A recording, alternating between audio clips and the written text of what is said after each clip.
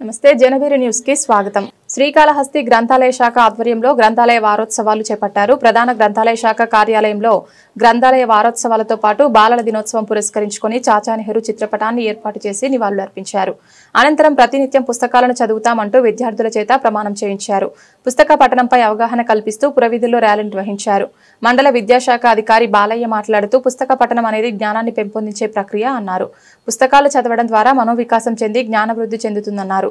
ఈ కార్యక్రమంలో గ్రంథాలయ అధికారి లావణ్య, ప్రధానోపాధ్యాయులు వెంకటయ్య తదితరులు పాల్గొన్నారు। ఈరోజు 58వ గ్రంథాలయ వారోత్సవాలు సమావేశాన్ని మన శ్రీకాళహస్తి పట్టణం సొన్నముఖి నది తీరంలో ఉన్నటువంటి గ్రంథాలయంలో నిర్వహించడం జరిగింది।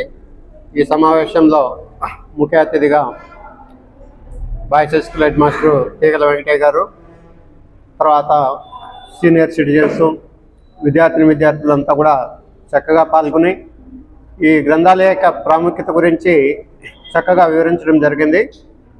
మనం గతం చూసుకున్నట్లయితే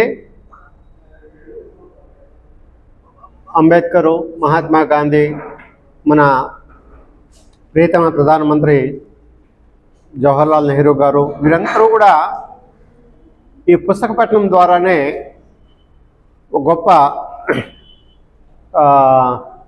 నాలెడ్జ్ పెంపొందించుకొని సమాజంలో మంచి కీర్తి ప్రతిష్టలు సంపాదించారనేసి మనం అంతా కూడా చెప్పుకున్నాం।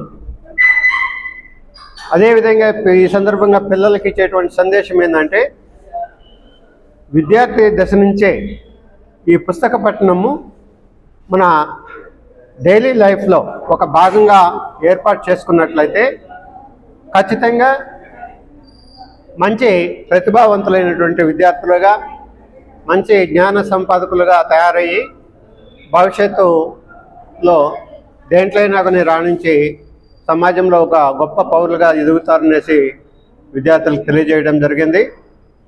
కాబట్టి ఈ లైబ్రరీ కావచ్చు, స్కూల్ లైబ్రరీస్ కావచ్చు, అదేవిధంగా ఈ వాళ్ళకి నచ్చినటువంటి పుస్తకాలు కొనుక్కొని ఇంటి దగ్గర పెట్టుకునేసి నిత్యము